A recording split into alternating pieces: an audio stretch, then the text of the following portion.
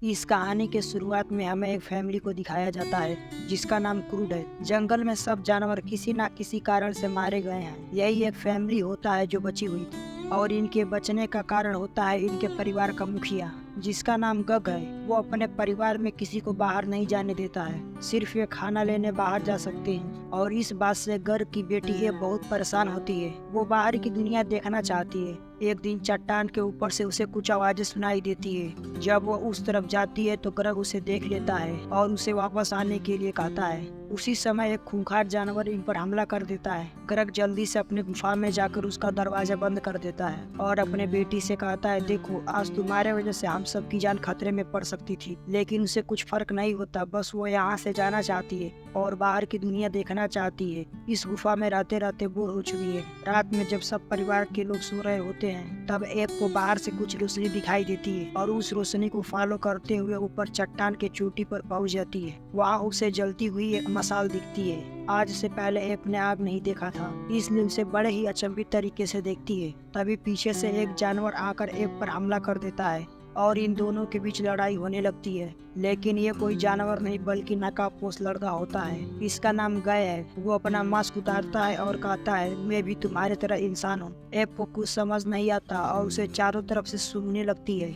मसाला बुझने लगती है जिस पर गय कहता है, मुझे दोबारा आग जलाने दो, नहीं तो अंधेरा हो जाएगा, हमें कुछ दिखाई नहीं देगा। फिर से गय फूंक मारकर आग को जला देता है। ये देखकर ऐप बहुत ज्यादा खुश होती है। उसके बाद गय कहता है, हमें यहाँ से निकलना होगा। यहाँ पर थोड़े ही देर में ज्वालामुखी फटने वाली है। हमें एक सुरक्षित जगह ढूंढनी होगी। हम लोगों को एक ऊंची पहाड़ी पर जाना चाहिए। लेकिन ऐप उसके साथ जाने से मना कर देती है क्योंकि उसका परिवार नीचे गुफा में रहता है। जाते समय गए ऐप को एक शंख देते हुए कहता है, अगर तुम्हें हमारी मदद की जरूरत पड़े तो यह शंख बजाना, मैं तुम्हारे पास हाजिर हो जाऊंगा। गए के जाने के बाद तुरंत बाद ही ऐप के पिता गग आ जाते हैं और उसे डांटते हुए कहते हैं, तुम गुफा से बाहर क्यों निकली? इससे तुम्हारी जान को खतरा हो सकता था। ये सब उसे समझा रहे होते हैं। उसी वक्त वही खूंखार जानवर आ जाता है जो पिछली बार इनके गुफा पर हमला किया था। ग्रग अपने बेटी को लेकर एक चट्टान के नीचे लटक जाता है। उन्हें रात भर वही लटकना पड़ता है क्योंकि वो जानवर ऊपर ही होता है। जब सुबह होने पर वो जानवर कहीं चला जाता है तब ग्रग अपने बेटी को लेकर वापस गुफा में आता है। गय ने जो शंख दिया था उसे ऐप बजाती है जिसकी आवाज को सुनकर सब डर जाते हैं और उस शंख को तोड़ देते हैं। इससे ऐप को बहुत ज्यादा गुस्सा आता है और अपने पूरे परिवार वालों को कहती है, तुम सब के सब जंगली हो,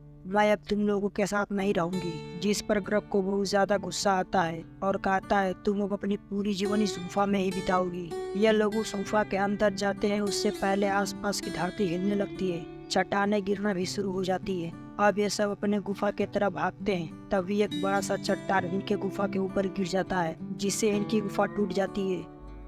जब तबाही थम जाता है तब ये लोग देखते हैं कि टूटे हुए चट्टान के पीछे एक प्यारा खूबसूरत सा जंगल है जिसे आज से पहले इन्होंने कभी नहीं देखा था।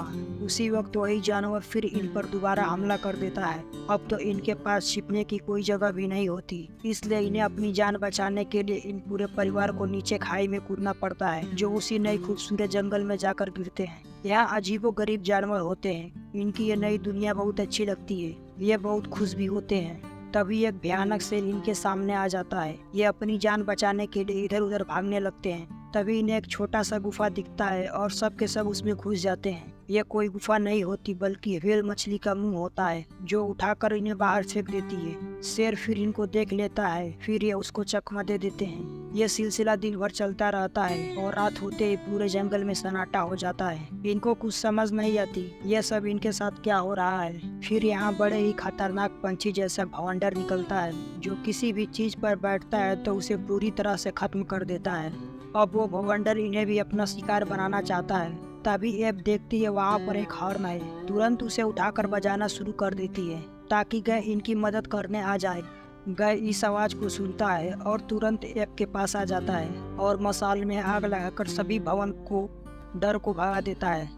और इस तरह से ऐप और उसकी परिवार की जान बच जाती है। ऐप का परिवार गय को नहीं जानता है और ना ही इससे पहले कभी देखा है, जिससे गय पर सब चिड़चिड़ाते हैं, इसीलिए अपना खतरा मानते हैं। आग देखकर एब का पूरा परिवार हैरान होता है। एब बताती है, मैं इससे पहले मिल चुकी हूँ, ये हमारे लिए खतरा नहीं है। ग्रग बताता है कि यहाँ से बहुत दूर चट्टान में एक गुफा है जो पूरी तरह से सुरक्षित है, वहाँ पर पानी भी है, हमें उस तरफ जाना चाहिए। लेकिन ये सफर इनके लिए इतना आसान नहीं था। अब इनके पास कोई चारा नहीं था। यह सब हिम्मत जुटाकर सफर पर निकल पड़ते हैं। रास्ते में इन्हें भूख भी लगती है। ये शिकार करने की कोशिश करते हैं लेकिन इनके हाथ कुछ नहीं लगता।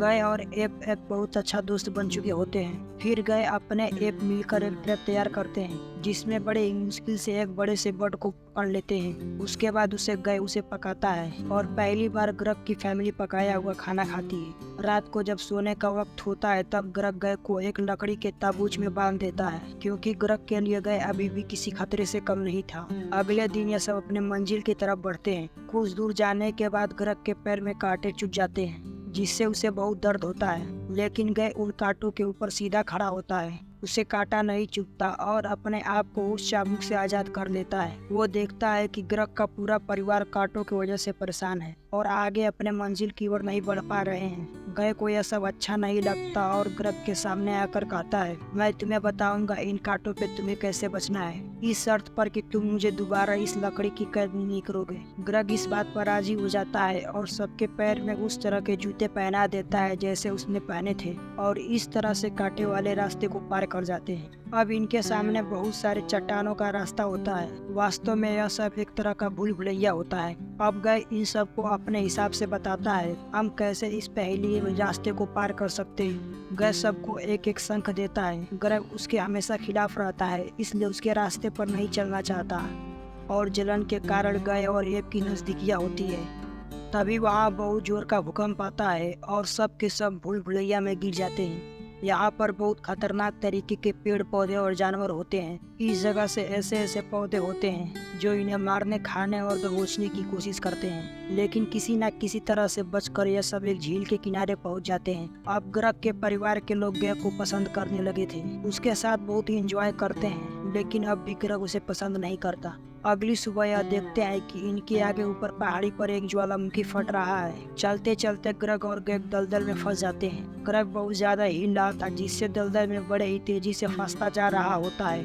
गय कहता है, तुम ज्यादा हिलो मत, मैंने अपने पूरे परिवार को इस दलदल में खोया है। मेरे माँ बाप मुझे इसमें निकाल कर बाहर फेंक दिए थे, लेकिन वो अपने आप को नहीं बचा पाए थे और मरने से पहले बताया था तुम अपनी जिंदगी खुलकर जीनी है और मुझे पूर्व की तरफ जाते हुए सूरज का पीछा करना है। ग्रग कहता है, मेरी बेटी की बिल्कुल भी तुम्हारी तरह है। वो तुम आता है जिसे देखकर असली शेर आकर उसे मारने की कोशिश करता है, जिसके खिंचाव की वजह से दोनों बाहर आ जाते हैं और शेर दलदल में फंस जाता है। उसी समय फिर भूकंप आता है और जमीन फटना शुरू हो जाती है। ये सब ऊपर की तरफ भागते हैं। इनके सामने जमीन फटने से एक बहुत बड़ी खाई बन जाती है। अब इन सबको आगे जाने के लिए एक खाई पार करना होगा। इनके पास आगे जाने के लिए कोई आइडिया भी नहीं होता। ग्रग कहता है, हमारे पास कोई आइडिया नहीं है बल्कि मेरे पास पावर है, और सबको एक एक करके खाई के तरफ ऊपर फेंक देता है, लेकिन वो खुद इस जगह फंस जाता है। अब वो एक गुफा में जाकर गए के तरीके से आग जलाता है।